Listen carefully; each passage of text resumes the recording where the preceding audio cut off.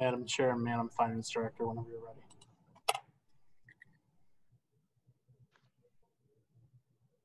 You're muted, ma'am.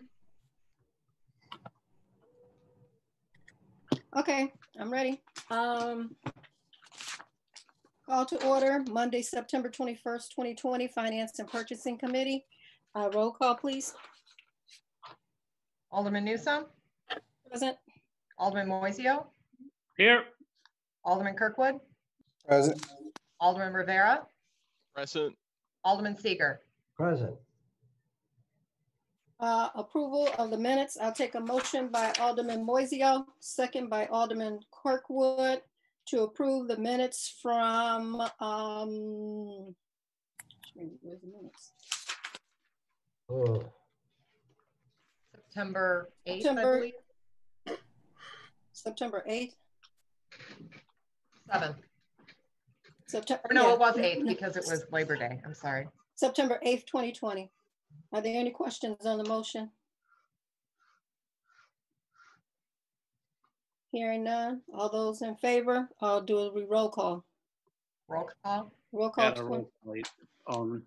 Alderman Moiseo. Aye. Alderman Kirkwood. aye. Alderman Rivera. Aye. Alderman Seager. Aye. Alderman Newsome. Aye, motion carried. Is there any public comment? Thank you, Madam Chair. There were no comments submitted for the Finance and Purchasing Committee. All right, thank you, sir. New business, item A, motion to authorize the mayor to execute a contract with Pomps Tire pursuant to section 42-458, subsection I3 Joint Purchasing Program, reference NJPA contract number 102517-GTC for an amount not to exceed $45,000 for the 2020-2021 fiscal year. Are there any questions to this motion? No, let me get a motion. Motion by Alderman Kirkwood. Second by Alderman Rivera. Are there any questions to the motion? This is something we do. This is for city vehicles. And it's kind of attached to item B as well. Yeah, Roll I was call. just gonna, I'm sorry, I was just gonna say that it is attached to item B. And I believe that Pomps specializes more in the truck tires and the loader tires and so forth. Right. And then the, yeah, and then the Waukegan tire take care of the others. Being no questions, roll call, please. Alderman Kirkwood. Aye. Alderman Rivera. Aye.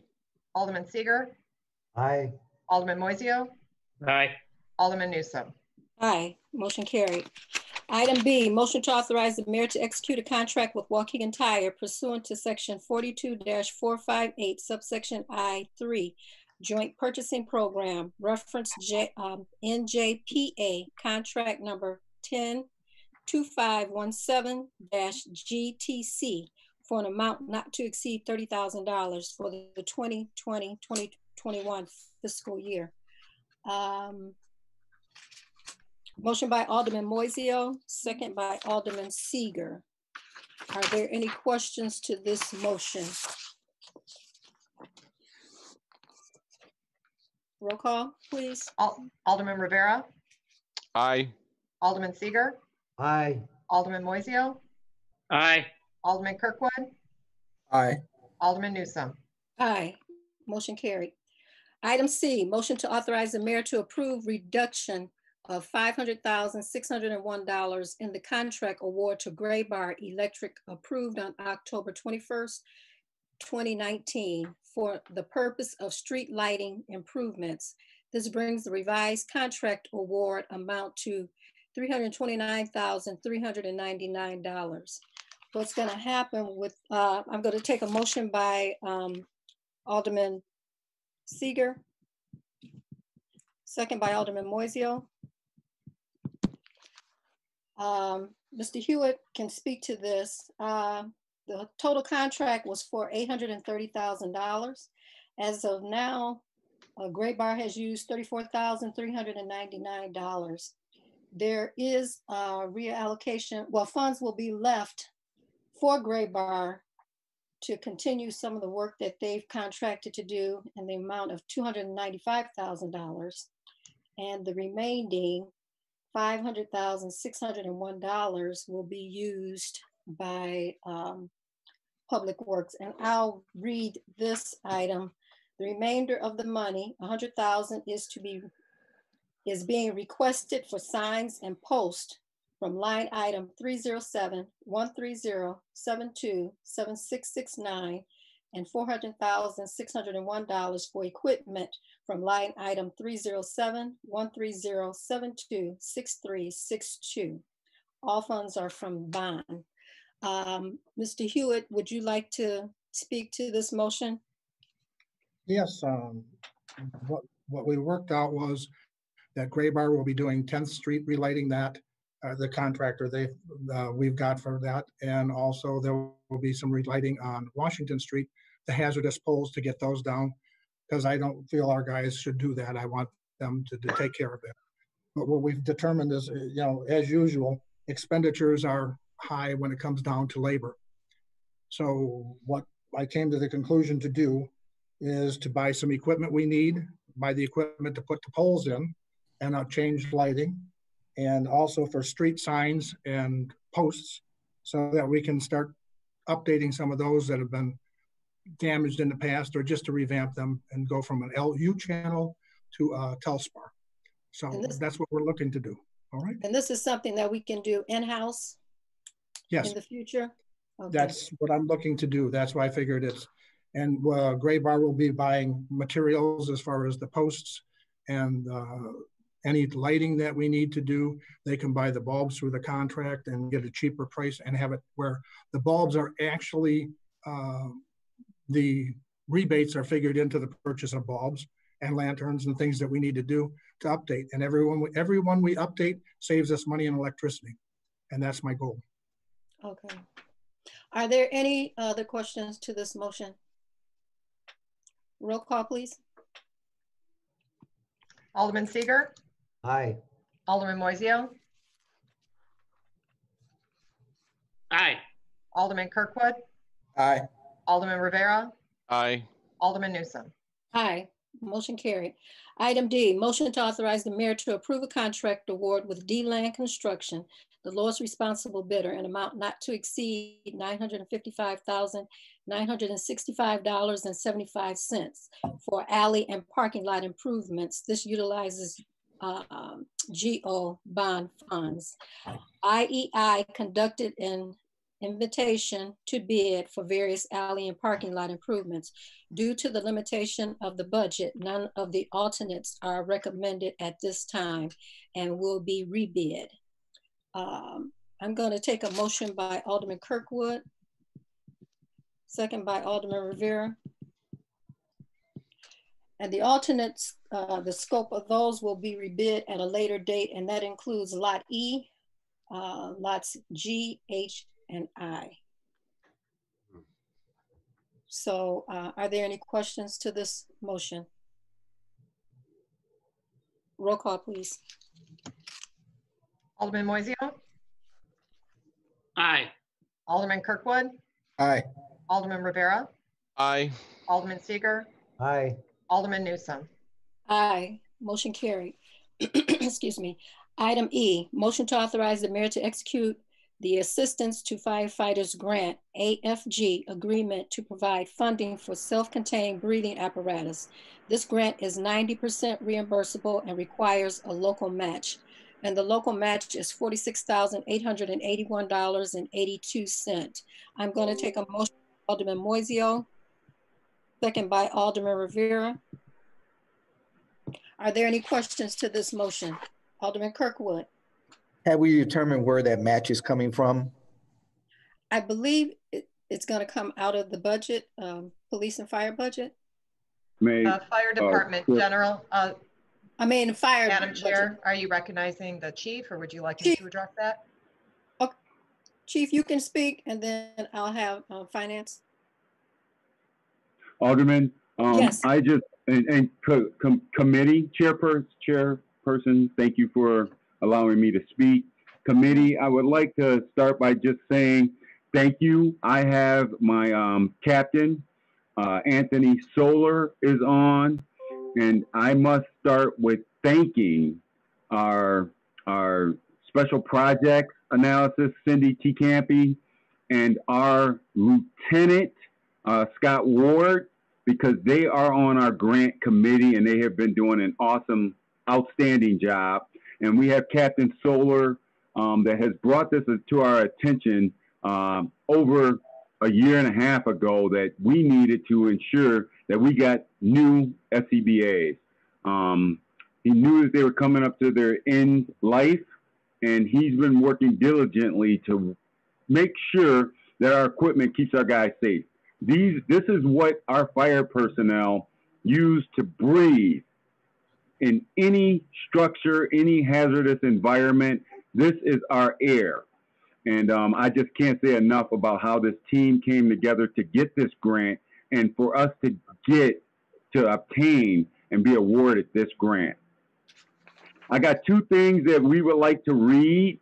And the reason that I am reading these, DC Decker will read one, and I would like to read one to this committee, is because, yes, we did have it listed and sent that information for how this would be funded to our finance department to get this placed on the agenda. Since then, we have had Captain Solar submit the paperwork to get this to our foreign fire tax.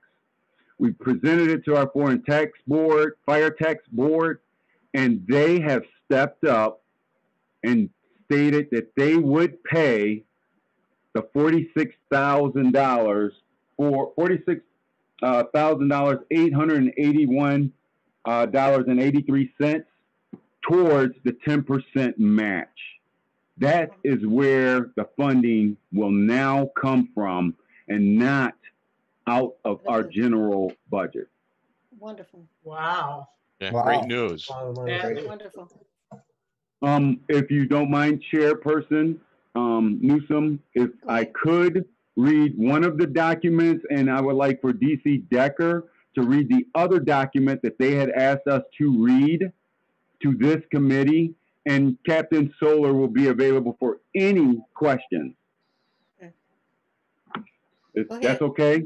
Sure. All right, well, the first one I have that they had asked me to read, it comes from our union, and it states, Honorable Mayor Cunningham and members of the Waukegan City Council, I am your Waukegan Firefighter Locals 473 president. I am writing to you today to express the pride I have in my members during this current state of emergency. We all know that we are working in difficult times, especially as it relates to being public employees. Nowadays, we live in a 24-hour, 7 days a week environment where social media, the internet, and extremist views dominate the day. It's a world where you don't need the truth to personally attack someone. You just need an internet connection. People in politics look upon us as an easy scapegoat for many of society's problems. They blame our pensions, our wages, our benefits in an attempt to obscure the real causes. They have done this enough that the general public has bought into it to a large extent. Our membership is a reflection of all races, religions, and genders, and we are the fabric that gives us our strength as a union.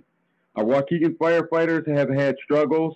We fought to protect our members during the 2008 and 2009 Great Recession, and today we continue to lead the way on critical issues related to the COVID-19 pandemic, and we are stronger for it.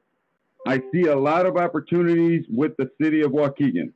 Developing positive relationships with our city council based on mutual respect and cooperation can truly advance our interests.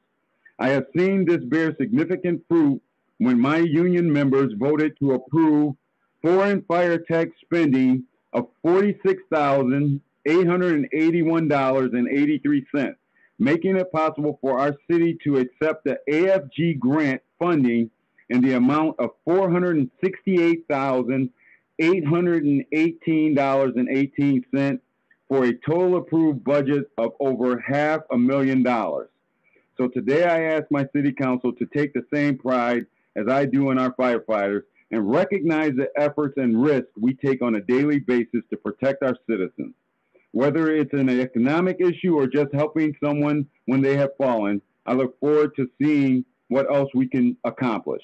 Respectfully, Lieutenant Michael Pease, Waukegan Firefighter, Locals 473 President. Just wanted to read that one to you. And they also asked for one from the Foreign Fire Tax Board that DC Decker will now read to this board committee.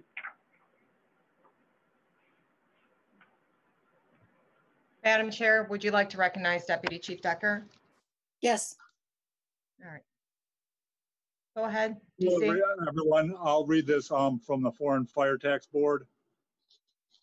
This is from Lieutenant Marco Vasquez, Foreign Fire Tax Board President. Dear members of the Waukegan Foreign Fire Tax Board, as President of the board, I would like to personally thank each one of you for the continued dedication and support, not only for the Waukegan Fire Department, but also for the city of Waukegan. By voting yes to the expenditure proposal for the amount of $46,881.83 for the MSA G1 Fire Service SCBAs, not only did we help the city of Waukegan with this purchase, but you have helped our fire department by upgrading from our existing 13-year-old SCBAs, which will make our job safer and more productive. This is vital to the structural firefighting that we do. Your inputs into in making a valuable improvement to the Waukegan Fire Department. Sincerely, Foreign Fire Tax Board President, Lieutenant Marco Vasquez. Thank you. And thank you so much, Chairperson. If you have any other questions, we'd be happy to answer them. Are there any questions by any of the aldermen or committee members? I think that's wonderful that they're stepping up to the plate to fund a portion of this. Madam Chair. Sir. Madam Chair, this Mayor. is the mayor here. Yes, Mayor. Chief Bridges, thank you, DC Decker and the Firefighters Board. I know we've been talking with them throughout this whole process, and we had some communication with them originally. That was something they were not looking to do, but I think for the chief and his leadership, understanding that we are in a crisis, the board stepped up. So on behalf of the mayor's office, certainly our finance department, and the rest of the citizens of Waukegan, we certainly appreciate them for what they're doing. These are the kind of things, along with other things, we're going to be looking to move for them to help us out with, as they have those dollars, as we all know, come from the state directly down to the Firefighters Board. They realize the importance of where we're at today in our local 473, along with all of the members of the fire department, will now be looking not on just with this particular venture, but other ones into the future. So I'm going to be working with the chief and close with that board to make sure that we can bring those in and give you guys timely information so we'll know before the council meeting. But Chief DC Decker, to you and your team and Local 473 and the president, this city appreciates you for what you're doing to make us a better city financially, at the same time providing the services that is needed for the residents of this community and throughout. Thank you, Mayor. I just wanted to give the total amount of what these self-contained breathing apparatus cost. Well, the 90%. The 90% is $468,818.18, of which the Foreign Firefighters Fund will be supplying the 10%, which is $46,881.82. We have a motion on the floor by Alderman Moiseo, second by Alderman Rivera. Roll call, please. Alderman Kirkwood. Aye. Alderman Rivera. Aye. Alderman Steger. Aye. Alderman Moiseo. Aye. Alderman Newsome. Aye, motion carried. Item F, motion to authorize the mayor to execute a contract with Lion Group Incorporated for the purpose of firefighting gear pursuant to section 42-458, subsection I-3, Joint Purchasing Program, reference PPA contract number P, S as in Sam, 16008, for an amount not to exceed $50,000 for the 2020-2021 fiscal year. Purchases of firefighter turnout gear is done through a cooperative procurement agency. I'm going to take a motion by Alderman Seager, second by Alderman Rivera. Are there any questions on this motion? Roll call, please. Alderman Rivera, Aye. Alderman Seager, Aye. Alderman Moiseo, Aye. Alderman Kirkwood, Aye. Alderman Newsome. Aye, motion carried.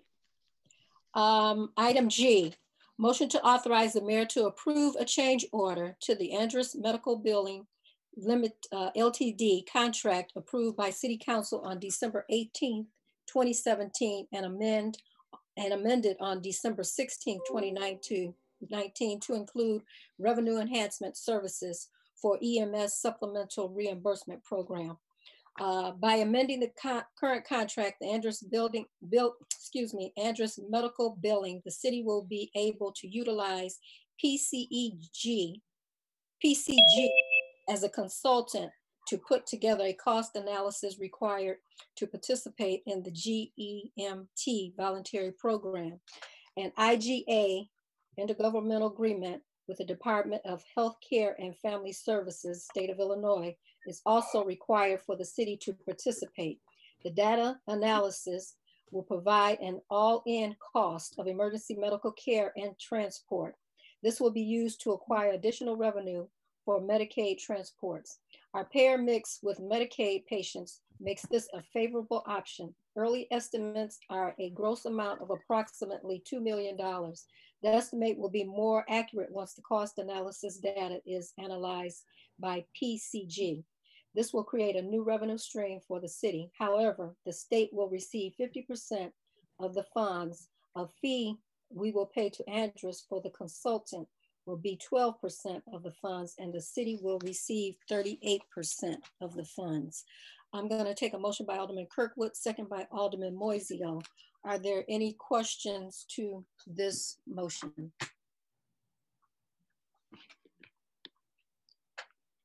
Anyone want to speak to it? Mr. Wilson, would you please turn your camera off? Being there are no questions, take a roll call, please. Alderman Seager, Aye. Alderman Moiseo, Aye. Alderman Kirkwood, Aye. Alderman Rivera, Aye. Alderman Newsome. Aye, motion carried. Item H, authorize the mayor to execute an intergovernmental agreement with Illinois Department of Health Care and Family Services in connection with enhanced rates of ambulance services. An IGA with the state is required for the city to participate in the enhanced ambulance revenue program relative to the Andrus services change order presented within the same for the previous item. I'm going to take a motion by Alderman Seager, second by Alderman Kirkwood. Are there any questions to this motion? Roll call, please. Alderman Moiseo, Aye. Alderman Kirkwood, Aye. Alderman Rivera, Aye. Alderman Seager, Aye. Alderman Newsome. Aye, motion carried. Item I, motion to authorize the mayor to approve a $52,000 change order with Dignified Cleaning Services, LLC, approved on April 23rd, 2020 for the purpose of deep cleaning of facilities in response to COVID-19 concerns.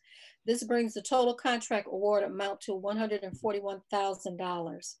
Our previous contract was for $89,000. I'm going to take a motion by Alderman Rivera, second by Alderman Moiseo. And I do have a question, I guess it would be for Katie. How far out will this additional 52,000 take us? Will it take us to possibly the end of the year or another 6 weeks, or do we really know? I did include the math and the reasoning behind my request in the reason for change. I am hoping that this 52,000 does get us to the end of this calendar year. My expectation or estimate was 2 cleanings a month through the rest of the calendar year. Okay.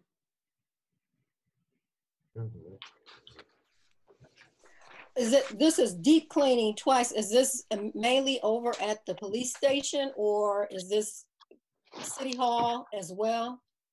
My request would be for any city facility that is in need of a COVID responsive cleaning, deep cleaning by an industrial company. Okay. All right, are there any? Alderman Rivera? Yeah,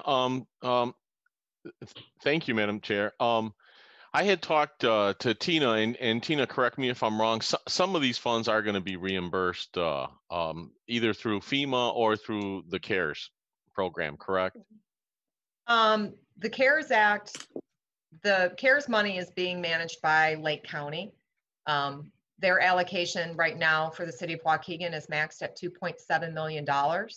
And what we've submitted to date is payroll only costs up through April 30th, which is in excess of that 2.7. So none of this would come back through CARES. We have submitted some payments to this company, Dignified, and other COVID related expenses to FEMA through their public assistance program, and that's reimbursable 75 cents on the dollar. So those submissions have been made.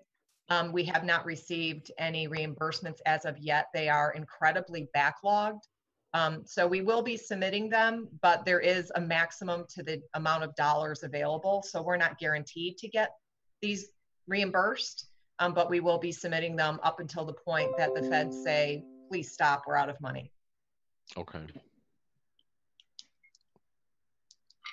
No more questions? Roll call, please. Chief Bridges, could you put your phone on mute? Alderman Kirkwood? Aye. Alderman Rivera? Aye. Alderman Seager? Aye. Alderman Moiseo? Aye. Alderman Newsome? Aye, motion carried. Item J, motion to authorize the billing commissioner to apply for the Illinois Housing and Development Authority Strong Communities Program, SCP Grant Round One. The IHDA SCP program allows for reimbursement of demolition, landscaping, and other reasonable costs associated with returning blighted residential properties to productive use allowed under the program rules. If approved, the grant may provide up to $250,000 in funding with no local match required. If that grant is approved by IHDA, the item will return to the Finance and Purchasing Committee for authorization to enter into the grant agreement prior to being executed. I'm going to take a motion by Alderman Moiseo, second by Alderman Kirkwood. Are there any questions to this motion? I do have one. I know we had a previous grant in the 200 for this. Is this the same grant that we had previous for that $250,000? Building Commissioner Patel is on. If he's available, perhaps he can address that. Yep, I'm here. Mr. Patel. Yeah, so this is, it's through IDA. It's a similar grant. This one's a little bit different. It allows us to do some different things as far as acquisition of properties, where the previous grant didn't allow acquisition, this one does. So it's very similar in the one that we have had in the past, but it allows a couple different things. Have we used up that previous grant? No, not yet. Okay, so we still have funds in there. We do. Okay. Are there any more questions to this motion? Alderman Kirkwood. So the money that's in the previous grant, are we on track to utilize that money before the grant is supposed to be used up? Yeah, definitely. We'll be using up that grant. The way it works is it's on different rounds, and the rounds end. I don't have the exact dates, but basically when you're awarded the grant, then you have a certain amount of months or even a year to use those funds. So we're still on track to use those. Okay, thank you. We're just now getting ready to apply for this one. How long, do you know how long it would take before we could possibly find out? Is it the application fee? Is it a couple months, or do you know how far out?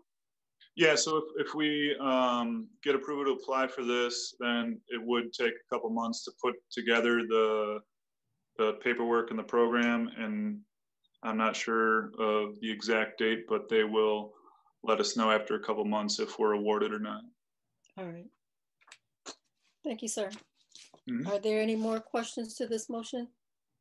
Roll call, please. Alderman Rivera, Aye. Alderman Seager, Aye. Alderman Moiseo, Aye. Alderman Kirkwood, Aye. Alderman Newsome. Aye, motion carried. Item K, motion to authorize the mayor to approve a contract award with Webb's Excavating Company Incorporated, the lowest responsible bidder, in an amount not to exceed $80,000 for demolition of 4 buildings. The building commissioner issued an invitation to bid for the remediation and demolition of 4 blighted commercial buildings in the city's downtown. Those properties are at 10, 12, 16, and 18 South Genesee Street. I'm going to take a motion by Alderman Seager, second by Alderman Kirkwood.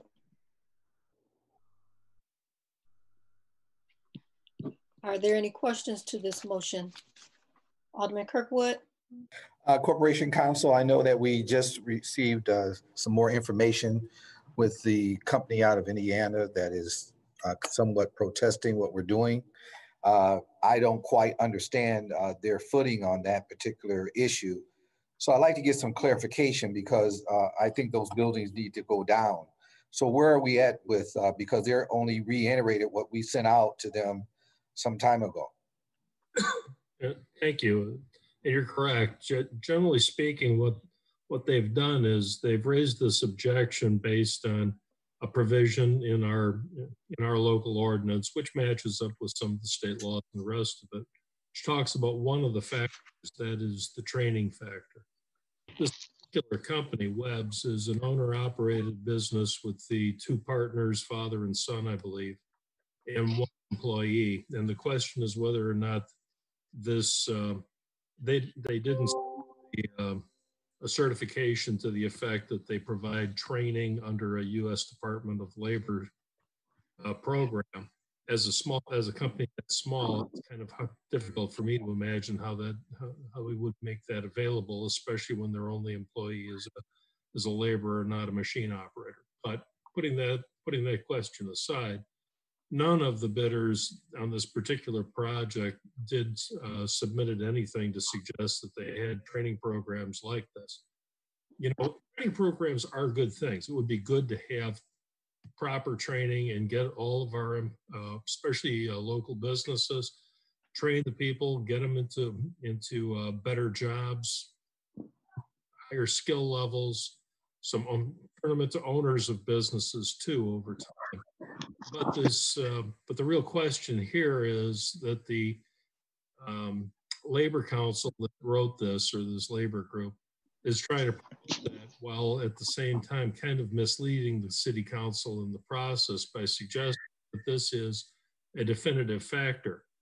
In other words, if you read their letter, they don't actually come out and say it, but they insinuate that if you don't have this particular factor, then you should disqualify the bidder.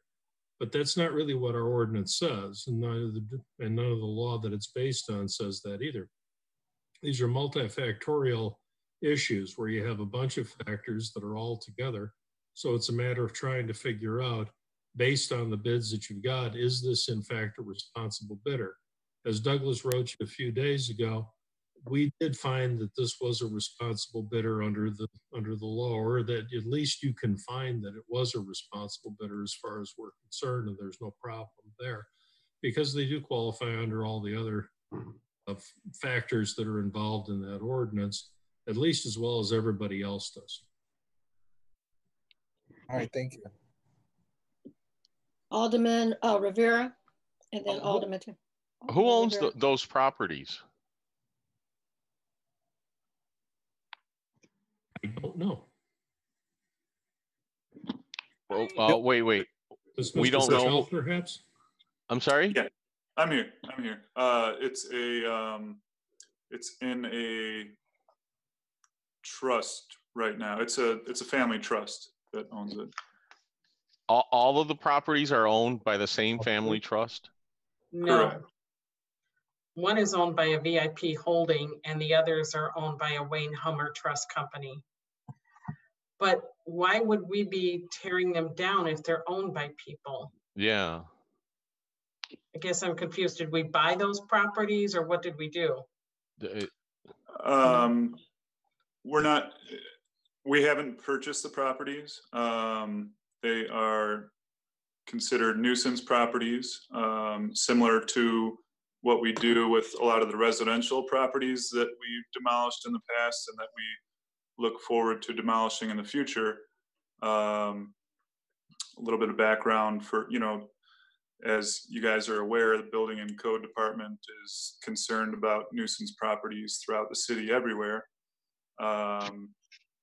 We've set up a process to address these nuisance properties, collaborated with legal department, created a task force with fire department, police department, and building and code to address these properties.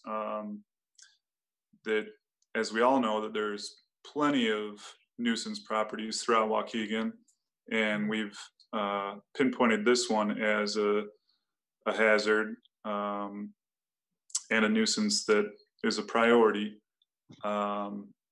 similar to the residential ones that we've demolished using the IDA grant. They were also owned by either private individuals, banks. The city isn't typically interested in owning properties. I know we have purchased some in the past and demolished them, but these still are privately owned. So I assume we've gone through the process of making sure that we can tear down these buildings then, and there's no legal ramifications of it? That is Yes. correct. Yeah. Okay. The question I have is, after these buildings are torn down, are we leaning these properties so that we can will we be able to recover this 80,000 plus the next item on here? Are we going to be able to recover that money? We would lien the properties. So that's part of the process. So we would lien the properties. And these are TIF dollars? So, and that's a good point. So you guys are familiar with the IDA grant that we would like to apply for again. The IDA one addresses residential properties. The vacant structure registry that we've established can fund commercial properties, and then where it's applicable, TIF money can be used if it's in a TIF district, and this is in a TIF district. So how will we benefit by tearing them down? So will we be able to recover? Yeah, I mean, as far as benefits, we have the opportunity to eliminate a hazard in the downtown core of Waukegan, the downtown arts and entertainment district. We can eliminate a nuisance property, a hazard property that causes blight and other ramifications that go along with that, and we create an opportunity for future economic development and future growth on those lots. Are these historical buildings by chance or not? These are not.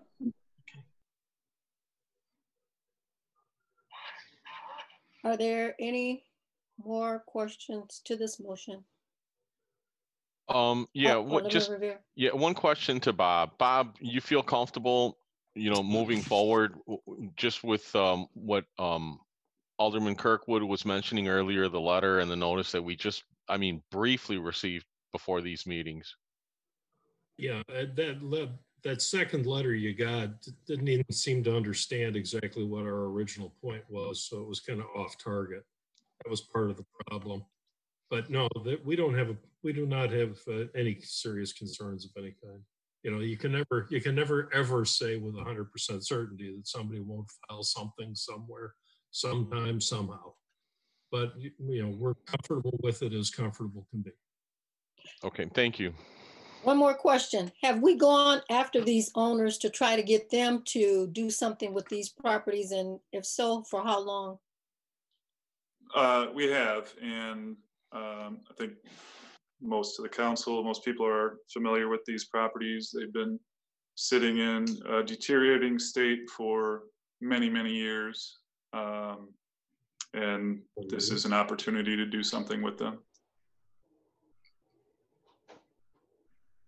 At least 30, 40 years. Roll call, please. Alderman Seeger, Aye. Alderman Moiseo, Aye. Alderman Kirkwood, Aye. Alderman Rivera, Aye. Alderman Newsome. Aye, motion carried. Item L, motion to authorize the mayor to approve a contract award to Pepper Environmental, the lowest responsible bidder, an amount not to exceed $91,574 for environmental remediation of these 4 buildings. The building commissioner issued an invitation to bid for the remediation and demolition of 4 blighted properties, these commercial buildings, and that is the same ones that we have talked about in item K, 10, 12, 16, and 18 South Genesee Street. I'm going to take a motion by Alderman Kirkwood, second by Alderman Moiseo. Are there any questions to this motion? Roll call, please. Alderman Moiseo, Aye. Alderman Kirkwood, Aye. Alderman Rivera, Aye. Alderman Seeger, Aye. Alderman Newsome. Aye, motion carried. Item M, motion to authorize the mayor to enter into a parking technology and related services agreement with IPS Group Incorporated for a 5-year term as presented. Mr. Michael Wilson, Regional Director of Sales, Midwest IPS Group Incorporated, will be making a presentation of the proposed parking services solution for the city street meters, paid lots, and parking garage to us. I'm going to take a motion by Alderman Kirkwood,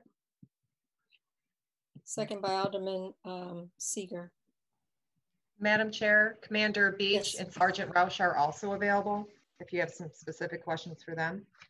Okay, Mr. Wilson, Yes, we're ready to hear from you.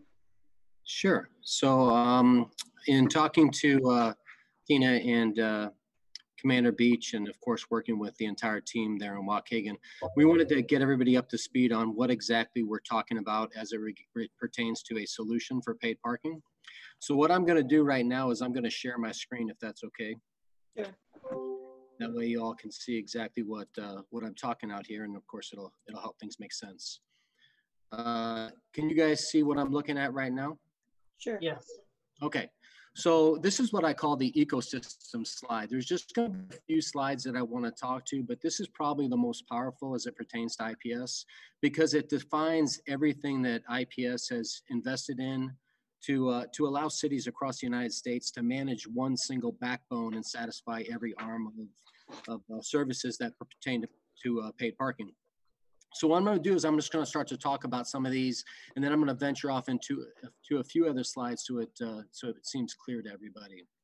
Let me first go back a few paces here, and I'm going to talk about, just give everybody an understanding of what IPS is as a business, and then what really pertains to paid parking as a solution. This is my single summary slide. IPS has more than 300,000 devices. In fact, we have close to 330,000 devices that are spread across the United States right now as it pertains to paid parking and parking meters. Our headquarters is based in San Diego, and we now have over 250 full-time employees with our business. We do many, many transactions. I won't bore you with those details, but I tell people it's more than 1 million transactions per day. And these are some of the sample clients that we have, a very small number because we do have over 330 to date thus far. These are two very powerful slides. And I want everybody to understand this because this is kind of a lot of supporting information as to, I think, why the city of Waukegan took such a vested interest in IPS and what we can offer. Number one, when we talk about moving from a current paid parking coin system to a next generation credit card enabled system, we have proven capabilities to increase the revenue to a city by at least, and that is a minimum of 30%. Secondly, when we put our solution in, you're talking about a best of breed technology solution. We have 99% guaranteed uptime with our devices. And those are cities, i.e. San Francisco, that has more than 43,000 meters in place today.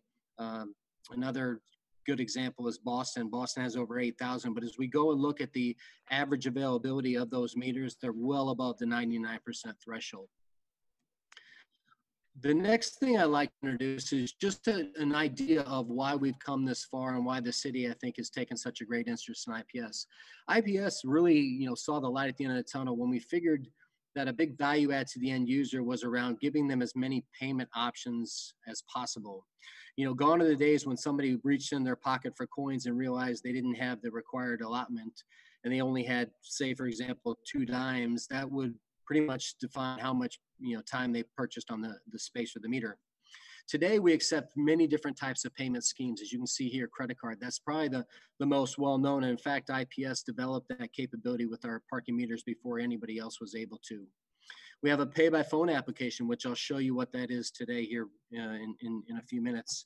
And other payment means. We do Google Pay, Apple Pay. For those of you that are users of NFC, near field communication technology, it's a great value add, especially with COVID and not having the ability or the need to touch a monitor or touch a parking meter to execute a transaction. And then we have the ability to pay from the dashboard of automobiles. So again, a lot of this is defined around satisfying the need to give people the ability to pay and not be strapped out of the, kind of out of the picture because they didn't have the required allotment or they didn't have the right means to do so. So back to this slide, and this is kind of what we'll jump into. So IPS has built itself around the single space meter backbone. And again, for those of you who know the name IPS or seen these things, we'll talk about that momentarily. But let's just talk about the overall picture of this slide and what it means. So IPS developed a central reporting engine for all of these endpoints, and that's called the data management system. All of these endpoints ride off that single backbone, and then we have, kind of think one of the greatest value adds is a fully trained customer service team that can help in any of these areas should Waukegan or any other client have questions, needs, issues, whatever it may be. We never leave our customers out on the water, for example. So let's talk about what these things are. So this is a picture of an IPS single space meter. We have many different versions, but those of you who've traveled to other cities, you've probably seen these things. It's a much more attractive look, and of course the aesthetics are important to cities, as well as the ability to quickly and easily execute the credit card transactions. The next one is the multi-space payment option, and this is designed for garages and surface lots. And again, we say it's designed for that because we know that people, users, visitors, whoever it may be, still prefers to have a single meter for themselves as they pull up to a space. There's many cities that elect to put these on the streets, different reasons why, but IPS realized that the true value add is in the surface lots where you have multiple spaces that can be supported by one device. We don't make individuals on the street walk great distances to use a pay station, especially when they have to turn a different direction, right? The third thing, enforcement and permit management. These are two big caveats I tell people with paid parking. If you're not considering these two engines, you're missing a key piece to what it means to have paid parking systems. Enforcement is the ability to assign somebody to identify an individual or an automobile that is in violation and then issue a citation for that violation. And again, I tell people it's not to penalize individuals. It's to try to make them abide by what the city of Waukegan is wanting to do, right? The permit management. I'm sorry, was there a question? No. Okay.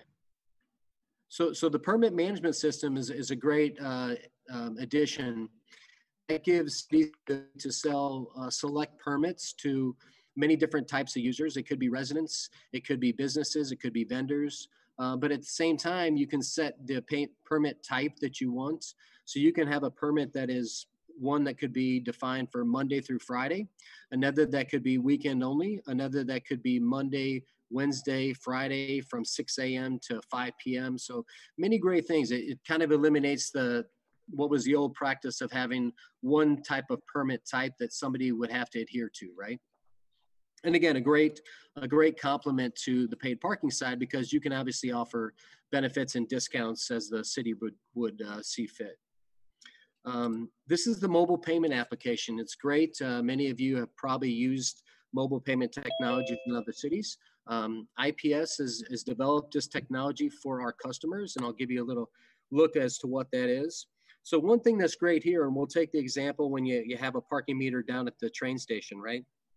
If I'm rushing to catch that train and I don't have a chance to stop at a meter and execute that transaction, I can do the same thing from my phone while I'm on that train heading into my destination, right? Same thing holds true when you have an individual that may be caught in a meeting and they have to put more time on their meter. They can do this through the mobile application. The last thing I'm going to talk about here relative to the payment types, this is the vehicle detection sensors. So one great thing, and I think one thing that the city of Waukegan has bought into, the ability for these sensors to define occupancy. So at all times, you know what trends you're seeing in the city, what vehicles are parked in specific areas, and of course, as it pertains to issuing citations, you can tie these vehicle detection sensors and those details into issuing citations and tracking down cars that are out of adherence. I'm going to jump down here real quick, and I'm going to just give you guys a little idea of a couple other pieces, and I think this will wrap up my presentation. So I do want to show you, as we get the many questions relative to IPS and why these meters, right? So one thing that IPS has done, we have meters in very select cities that are obviously dealing with high temperature issues or poor weather conditions. This is taken from Anchorage, Alaska, but we have other cities that deal with the same thing. In fact, upwards of University of Minnesota Duluth, Menominee, Wisconsin, Madison, Wisconsin, Charlevoix, Michigan. But again, I bring that up because to tell you guys that these things are certainly going to work and operate in the worst conditions. You can see this picture is evidence of that, correct? So again, I just wanted to give you guys a wrap up and summary of IPS and what this solution looks like. Tina, if you have any additional comments you want to make, or if anybody on the call has any questions, please feel free to ask them. I'm happy to answer any that you want to bring up.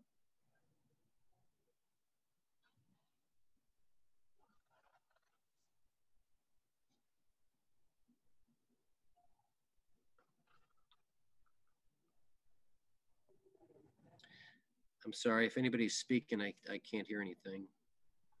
No, I don't have anything. Does any alderman? No, I'm good. You can take us off the split screen though. Yeah, now you're throwing a curveball at me. I'm not. Shared screen. I'm going to stop sharing my screen. So let's take this back. Yeah, it looks like it does. We're all good. Thank you. Alderman Taylor had her name up. Chairman Newsom. Alderman Taylor. I just have two quick questions. One is, will we actually have somebody who can enforce this, that like we have enough parking people who can do the enforcement of it? And two, we expect about a 30% change in revenue or more than that? No, I tell people you're really going to expect to have more than that. That 30% is something that IPS can safely stand by, because as you know, when you go into different environments, there are cities that take paid parking very seriously and others that don't. So it's very important for IPS to be safe. That's why I love to bring it up, because frankly, if we're baselining this off small expectations, and Tina knows this well, I like to underpromise and overdeliver, right? That makes everybody happy and certainly justifies a solution to the highest levels. Okay. Alderman Kirkwood? Is Commander Beach on? Yes, he is. Commander Beach, at this time, we only have one person that's really checking the parking. That's correct. Okay, are we looking at trying to increase that if we're going with this particular system? Well, I think initially what we're looking at is just making our one person more efficient, and then we can reevaluate a little bit later and see what our demand is. And the good thing with this system, we do get a lot of data that'll help us determine, what we're missing, what we're not, what we need to get, what we can do more effectively. Now, how will that impact our lots, that are downtown, and also our parking garage? Will this impact that, or just the meters? So when we talked to IPS, one of the things we talked about was outfitting the parking garage and the lot across from the library. I don't think, and after talking to Sergeant Roush and a few other people, that the two lots on Sheridan Road have enough demand to put some of those multi-pay stations in those lots. But we're also going to put some of those multi-pay stations down at the train station. So Commander Beach, can I make a comment real quick? So I didn't get into one thing in my presentation because I didn't want to overdo this with everybody, but I think one thing that Commander Beach was kind of alluding to is relative to the garages and the surface lots. We have an LPR system that we work hand in hand with one of our partners. So it gives you guys the ability to better and easier enforce, and certainly do so in a more rapid manner. There's going to be cameras in the garage, which when a car pulls into that garage, it takes a snapshot of the license plate, and all that communication is done in the back end system. And when we drive around in the automobile, it takes snapshots of those plates, and it tells the enforcement manager who's in violation and who's not. So I appreciate your question. I just want to make sure you guys are aware this is in fact the next generation technology in paid parking, and there's a lot of benefits similar to what I described that you guys are going to get to realize. And I believe that the technology also at the train station lots, when you have your monthly pass, the technology will be able to read that pass and match it to your license plate to make sure that it's the correct person that bought the pass. And then if you pull into the train station parking lot and you don't buy a ticket for that day and you don't have a pass, it will also capture the license plate. Isn't that right, Mr. Wilson? That's exactly so that we right. can mail an invoice after the fact to the parker. Yes, that's exactly right. And again, those are additional value adds, but I think ones that are going to be, really terrific, because you guys are going to realize that these individuals can't beat the system. So, great example of why IPS is so successful, why I've been doing this for over a decade. And those are for the parking lots, correct? The paid lots, yes. Yeah, the paid lots, correct. Okay, and go ahead, Alderman Rivera. I'm sorry. Thank you, Madam Chairman. And you indicated that there would be a 30% increase. And I know that the technology, because it makes the payment easier, is one of the best features. Now, are you saying that the increase is due to the ease of payment, or is it? Great question. No, so Mr. Wilson, if I can interrupt real quick. Sure, go ahead. That is part of the pitch from the firm. The city did not include any of that in our forecast or budget assumptions. So the program's not being brought forward based on those projections, which we appreciate from Mr. Wilson, and we're sure, given his experience, they're pretty solid numbers. But I just wanted to, emphasize the fact that that's not in our budget, even though we were planning to do this lease. We did not make the assumption that 30% revenue increase would necessarily come to fruition. So go ahead, Mr. Wilson. Sure. No, so one thing I always point out to individuals, and when I give examples and I talk about current clients, I always like to pull up the fact that when you use credit cards, strange enough, every city we go to sees a comparative per transaction dollar amount, usually 3 to 1 or 4 to 1 in that of coin, right? So if we went to a city and you said, you know, the average coin transaction was 50 cents, you can bank that the average credit card transaction is probably going to be between $1.50 and $2 per transaction. Why is that? Maybe you guys, you know or realize, but I always tell people it's because when it's a credit card, you know, I guess our society doesn't pertain it as being cash, and they say, well, I'm going to, you know, pay a little bit more, protect myself and so forth, right? Okay, I have a question. I'm sorry, just to, okay, I'm sorry, just to follow up. So there really is, like there was a piece that said that there was a detection portion of this. And so it detects when a vehicle has approached and is parking. Is that correct? Yes. Yes. Okay, and it gathers all this information, but yet we're not able to utilize that to enforce the parking.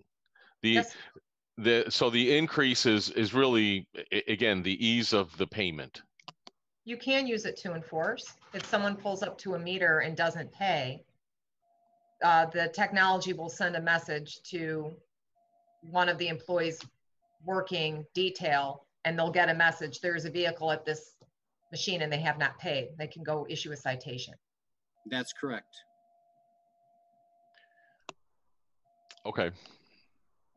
The other nice thing about being able to detect vehicles is even when we're not collecting on the weekend or something like that, we're going to have this data so that we'll know where people are parking, how long they're parking for. We'll be able to go back and say there was a show at the Genesee Theater, how many people were actually parking on the street at that time, even if the meters aren't collecting.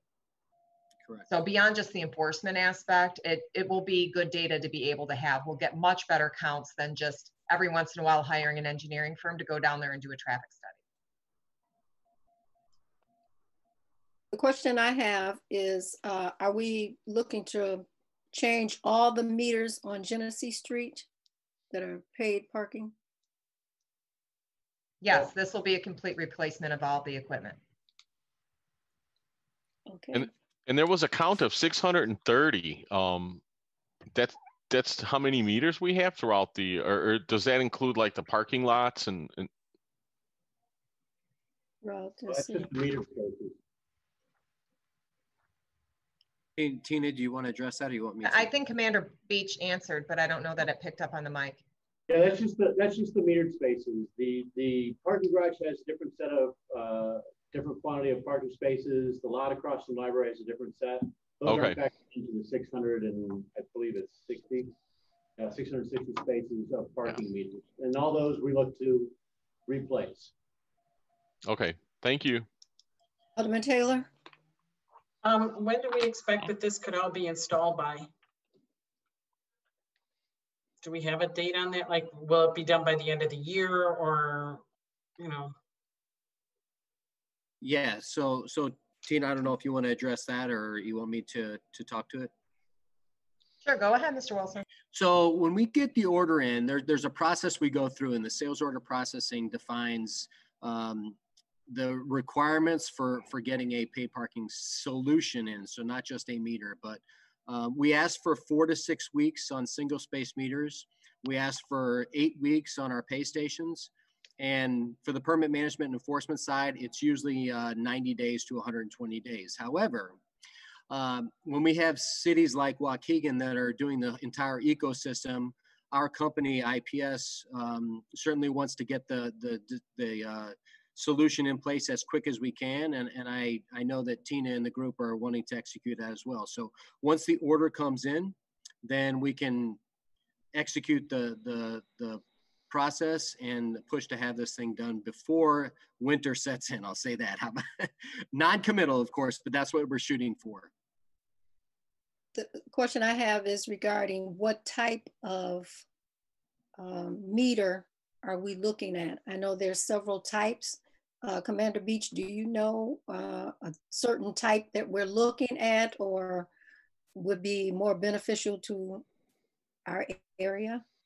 Well, Mr. Wilson, we went around with a couple ideas of doing multi-spaces for Genesee Street, but I think what we decided on is the essentially the two-headed meter that will address the two spaces.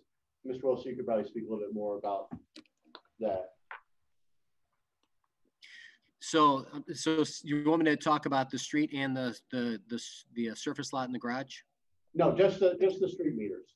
Oh, Well, yeah. So the street meter is a single space meter. It has credit card enable feature on it. It has the NFC feature on it as well. So you can walk up and tap your credit card without touching the meter itself.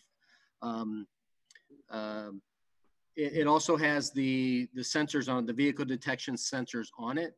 So it communicates to the back end system, and it tells the individuals who is who is not paid for parking, or who's not in adherence, and who is in fact in adherence. In fact, that means when you pull into a spot, we know that information from that second on. Okay.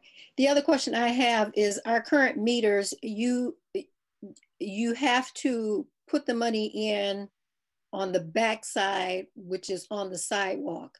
Mm-hmm. And I know a lot of times during the wintertime, the snow is pushed up so high, you can't even get over on the back side. So will these meters all be facing the street where if you get out, you're right there to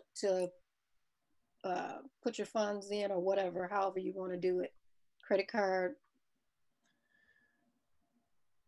Well, we do it off the street to frankly get people off the street, but also because on the sensors we're shooting the vehicles that are on the street, so that's not going to change. Mm-hmm. I don't know how to answer it any different other than it's both for safety purposes as well as for how the meters work when we do the vehicle detection. So you'll still have to walk on to the other side and. Correct. Okay. Yep. Some of them won't get paid. Well, the nice thing about it, yeah, the nice thing about it is you can pay with the mobile phone transaction as well. So in fact, what a lot of people do, and especially in the winter environments, and they stay in their car, they know what meter they're at, they pull up their phone, it automatically gives them the application where they can pay it, and they're good to go. They never have to walk to the meter at all. Okay, that'll be a benefit. Okay. It is a benefit. Yeah, very strong benefit. Correct. Alderman Seeger, and then Alderman Lynn Florian. Mr. Mm-hmm. My question is, what's this going to cost the city of Waukegan? You want me to take that? Yeah. Yes. Sure. So that's actually tying us into the next agenda item. The cost is over a 5-year period going to be just a touch under $1 million. One of the things that was included in your packet is the return on investment. So we do believe that over the 5-year period that the program will pay for itself, given the projected 30% increase in revenue collection that IPS has seen over time. So over the 5-year period between the equipment itself and then also the monthly fees, we believe about $1 million. Now, if transactions go way up, if downtown takes off and there's all kinds of shows, there will be additional transaction fees. Those are on a per transaction basis. Likewise, if there's fewer parking transactions than historically we've seen, then those monthly fees will be less. But over a 5-year period, it'll be about $1 million. I see. Thank you. Alderman Florian. Thank you, Madam Chair, for letting me ask a couple questions. One of the questions I have is, it says in here that once the meters are delivered, the ownership transfers to us, and then we're responsible for any damage that occurs.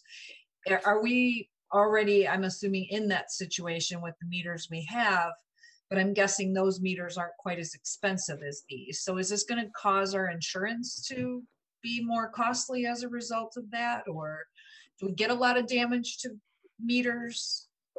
I don't know, Katie, if you wouldn't mind, I know that you checked with our underwriter on that exact topic. She might have stepped away. It would be covered under our property policy though. just like any other capital lease when we buy an ambulance or a snow plow truck. So she did. Well, I'm just thinking of our insurance policy. I'm just thinking if it's going to cost us more money, it's going to eat into some of the profit from this. And then I noticed, I can't find it right now, but when I read through this the first time, whenever there's a problem with one of the meters, there's a fee to come out to repair it, or for your company to come take care of that. So were those fees kind of figured into this return on investment, or? I was addressing that to Mr. Wilson.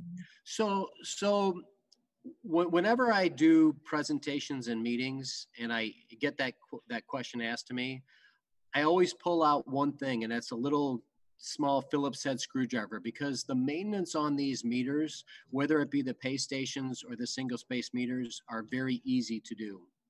What we're talking about when we're coming out on site, it would be something that would be, you know, a much bigger ordeal or bigger piece to fix. It's not the daily ongoing management and maintenance of the meters. Does that make sense? Mm-hmm. So there are costs if we were to send somebody out, but underneath the warranties, and you know, of course, the city also has the ability to extend the maintenance plan to cover more of those things. But I really advise people not to do that, because as you'll see with the meters, they're extremely reliable and dependable. And when you're doing break fix, it you know, that could be as simple as taking a card reader out with a couple screws and replacing it, or clearing a coin jam with a file, you know, little flat file, or, you know, basic things like that. Okay, thank you. Sure. Alderman Rivera. Hi, thank you. Tina, just a quick question. You had shared some information with me earlier today regarding receipts for parking receipts that we had for the year. The items or the numbers that you gave me was 187 and 156 for 2019 and 2020. Those are actual collected receipts? Or just the street meter parking only. That's what you Okay. asked for. So that's Correct. not for the whole enterprise system, including the garage and the paid lots. Those Okay. are the actual receipts from the street meters from the fiscal year ending April 30th, 19 and April 30th, 20. Okay. Okay, so my calculations are going to be off then, because, you know, in putting 30%, in adding 30% to 156, I'm looking at, you know, $202,000 annually. And if it's going to cost me $200,000 for the equipment over the next 5 years, you know, it doesn't seem to be making dollars and cents. But you just explained that it doesn't include the garage or the individual parking lots. Correct. Right. Okay. So that's just the street meter parking that you had asked for. Our monthly parking passes alone generate about $100,000 per year. We also have our parking lot C is about $50,000. Our parking lot machines are $180,000. So those are the other paid lots, including the train station. Okay. Okay. No, it makes more sense now. Actually, it makes more dollars and cents now. Okay. Thank you. Are there any more questions? We have a motion by Alderman Kirkwood, second by Alderman Seager. Roll call, please. Alderman Kirkwood. Aye. Alderman Rivera. Aye. Alderman Seager. Did you say Alderman Seager? Aye. Okay. Aye. Alderman Moiseo. Aye. Alderman Newsome. Aye, motion carried. Item N, motion to authorize the mayor to enter into a municipal lease purchase agreement with ROC Leasing LLC to finance parking technology equipment over a 5-year term as presented. As part of the IPS Group Incorporated proposal, the option to enter into a lease purchase agreement for equipment over a 5-year term is recommended. And this is regarding the previous item, item M. I'm going to take a motion by Alderman Kirkwood, second by Alderman Rivera. Any questions on this motion? Roll call, please. Alderman Rivera, Yes, aye. Alderman Seeger, Aye. Alderman Moiseo, Aye. Alderman Kirkwood, Aye. Alderman Newsome. Aye, motion carried. Item 3, reports and communication. We have a few presentations, I believe. Item A would be the Carnegie Library. Madam Chair, would you mind if Mr. Wilson left the meeting? He had an Oh, no event for problem. one of his Thank family you, members. everybody. Thank you so much, sir. Thank you so much. Look Thank forward you. to working with Waukegan. Thank you. All right. Mr. Motley or Miss Jane?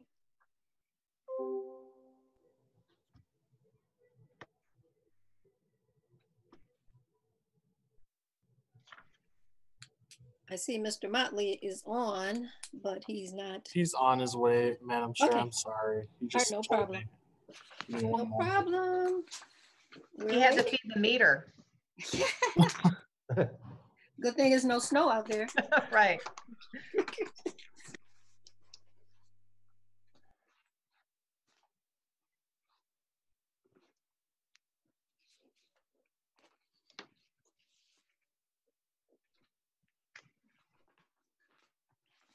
Would you like to go on to Noel's 2 items as we wait? Is Noel available? I am. Okay. If my video will work here, there we go. Hi, everybody. Okay, you are doing items B and C. B and C, okay. And I will try to be brief. No problem. So item B is just a brief update on the proposed. Oh, you're frozen.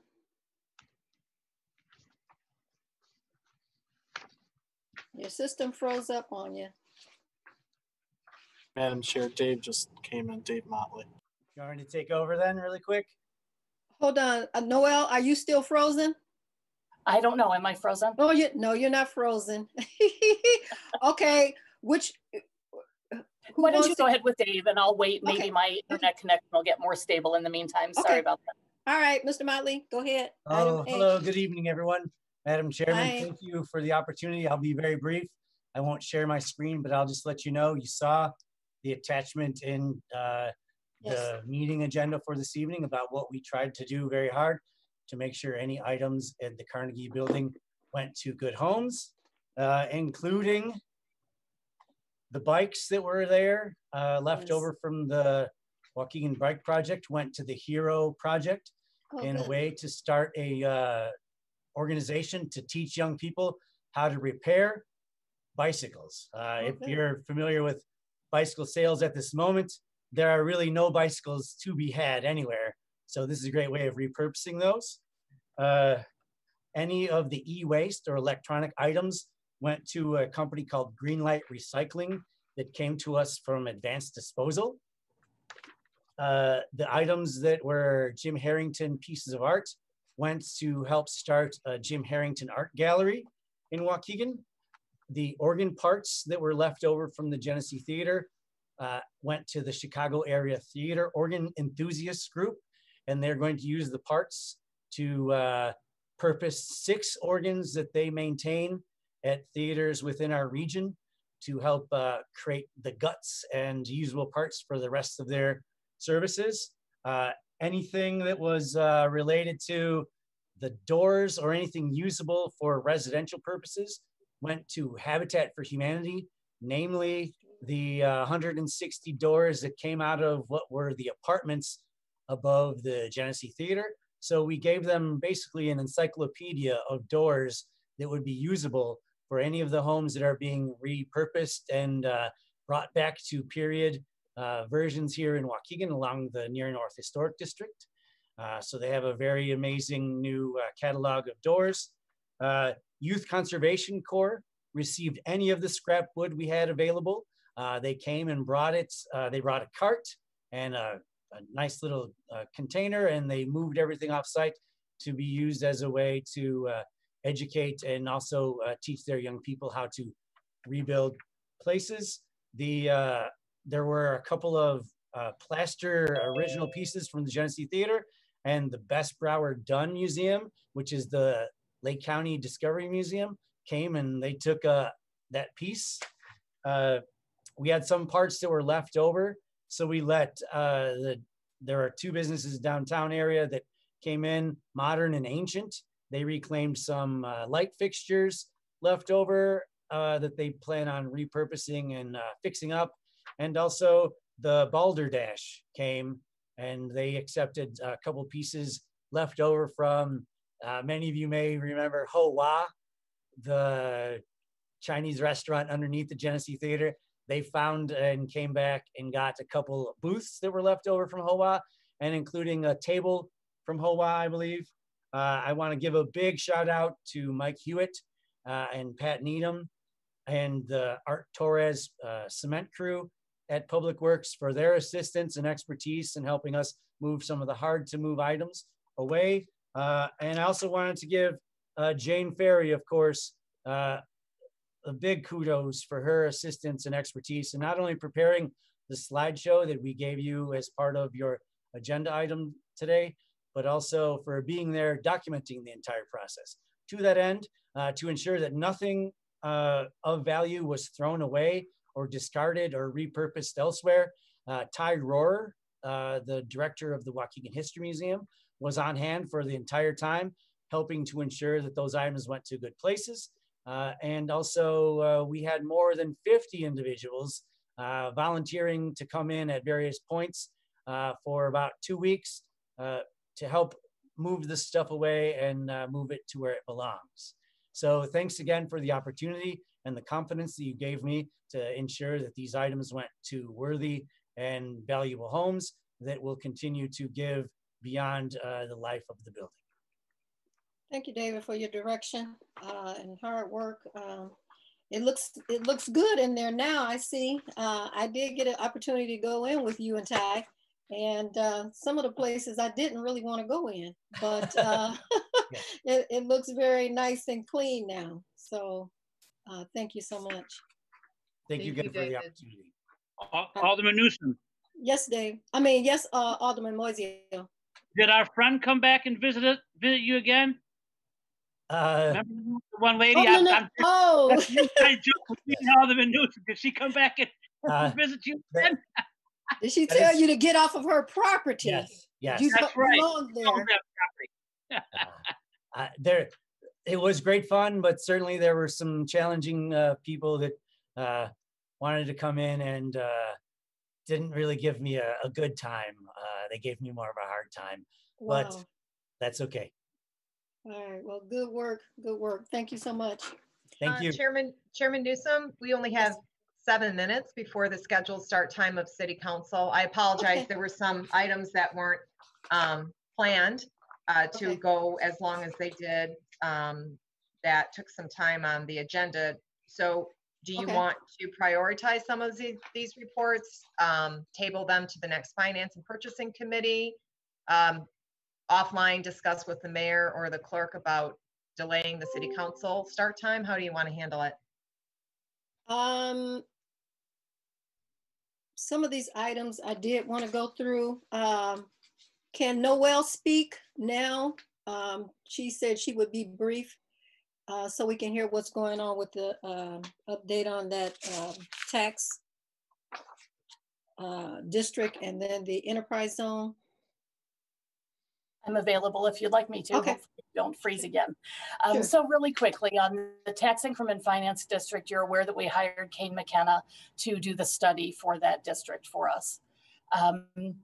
They've been doing the work. We've been having group conference calls with them on a weekly basis. As part of their study, the determination has been made to narrow down the geography of that TIF district. So instead of expanding from the I-94 corridor all the way to the east side of North Point Business Park. My memo explains a little bit the reasons behind those things, and I'll let you just read that rather than going into great detail here. But we're looking at a much smaller TIF district than we originally expected. And we feel that we can still accomplish the same goals. We have some legal opinions that support that. So I think that's really beneficial for us and for the other taxing bodies as well. We're currently working on the redevelopment plan and the budget. At the October 5th council meeting, we will ask you to approve a resolution that sets the time and the date for the public hearing, which would be a special committee of the whole meeting on Monday, November 23rd at 5 p.m. We are expecting that to be virtual at this point, unless council decides to be back face-to-face by then.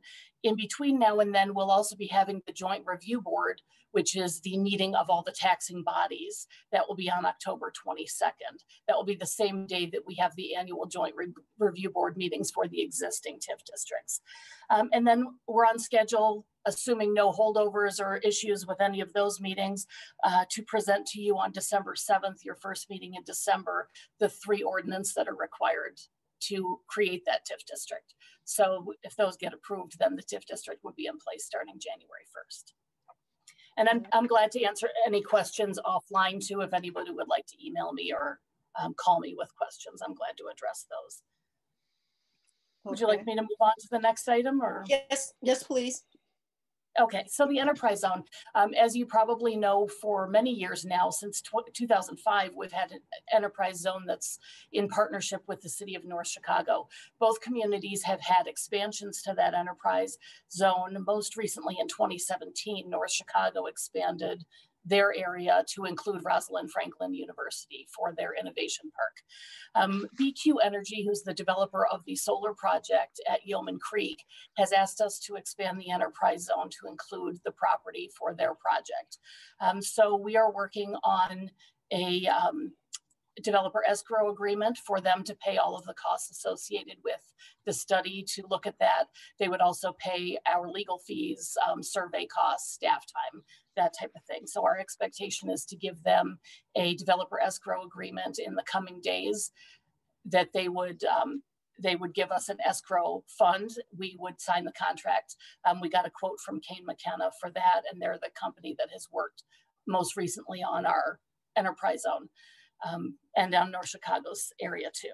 So we would sign the contract with them and move forward. And then assuming that the area is eligible and appropriate to include, then we would bring an ordinance to you for approval to expand the enterprise zone, to amend the enterprise zone boundaries to include that area.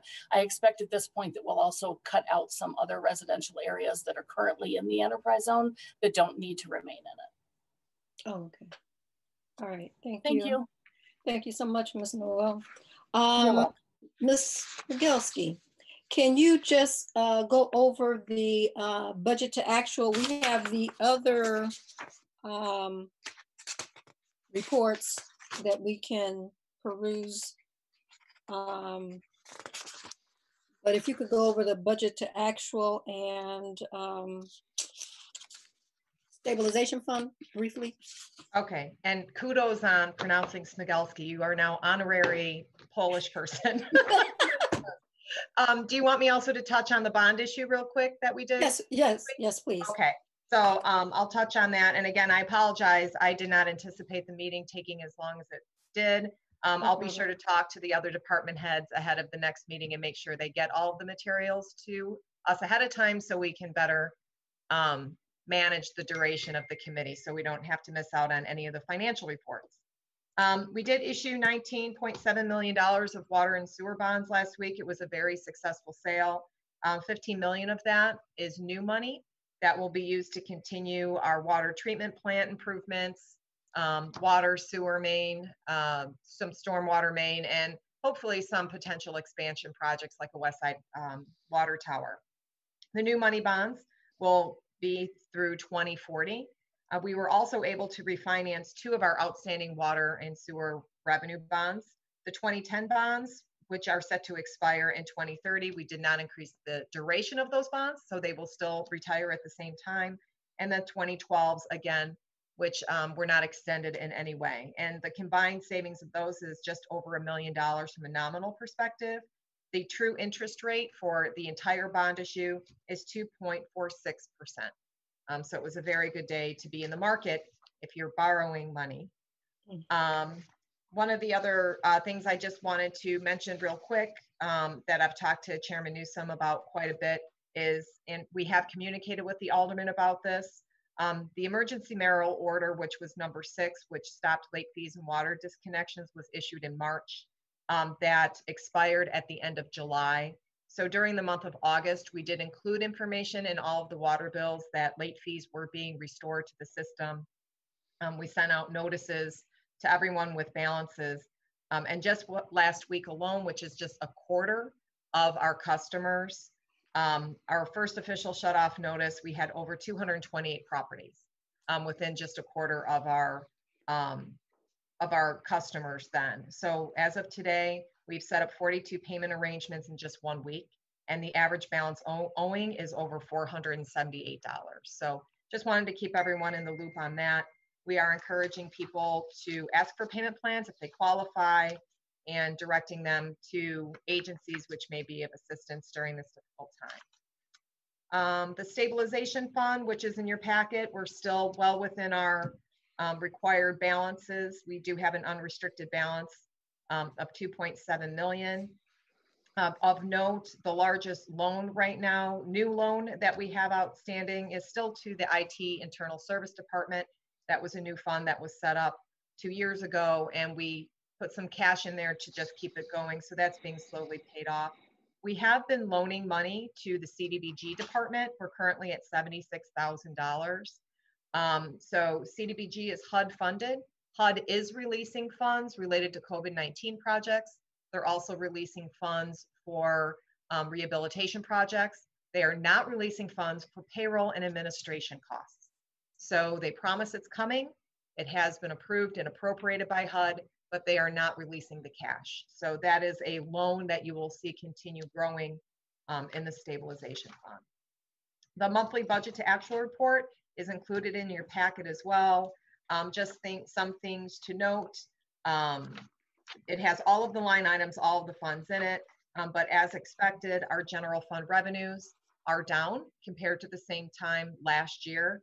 And our expenses are about 2% higher, which is what had been planned, and that is mostly driven by the collective bargaining agreements, wage increases, and benefit costs.